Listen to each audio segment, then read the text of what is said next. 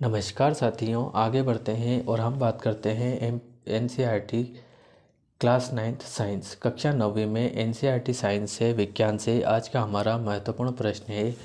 किसी पेड़ की शाखा को तीव्रता से हिलाने पर कुछ पत्तियां झड़ जाती है, क्यों? क्या बताया? झड़ जाती है, यहाँ पे आएगा झड़ जाती है क्यों। ठीक है गाइस, जैसे कोई पेड़ होता है, उस पेड़ की किसी भी डाली को जब हम बहुत ज़्यादा तेज़ी से होकर हमको हिलाते हैं तो उसमें से कुछ पत्तियां निकल के गिर जाती है। तो इसका कारण क्या है? तो गाइस, इसका जो कारण है वो सीधा सीधा न्यूटन की गति का प्रथम नियम है। न्यूटन की गति का प्रथम नियम जड़त्व की परिभाषा बताता है। तो न्यूटन की गति का प्रथम नियम और जड़त्व की परिभाषा सेम होती है।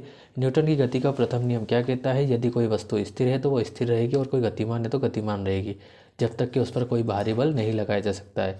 तो इसके लिए मैंने जो है न्यूटन की गति के तीनों नियम का एक वीडियो बना रखा है। प्लेलिस्ट में आप जाइए, वहाँ पे आपको न्यूटन की गति का प्रथम नियम, द्वितीय नियम और तृतीय नियम करके 3 वीडियो मिल जाएंगे। आप जाके उनको पढ़ लीजिए, क्योंकि जब तक आप वो नहीं पढ़ेंगे तब तक आपको आंसर समझ में नहीं आएगा। तो यहाँ पे फिलहाल इसका आंसर मैं पढ़ देता हूँ। सामान्य अवस्था में पेड़ की शाखा एवं उसकी पत्तियाँ विराम अवस्था में रहती है। कब? सामान्य अवस्था में। लेकिन जब पेड़ की शाखा को हम हिलाते हैं, मतलब कि जब डाली को हम ज़ोर ज़ोर से हिलाते हैं, तब डाली गतिमान हो जाती है और उसकी पत्तियां स्थिर रहती है। तो स्थिर रहती है। आगे बताया, जड़त्व के कारण विराम में रहने का प्रयास करती है। क्या करती है? वो जड़त्व के कारण विराम में रहने का प्रयास करती है।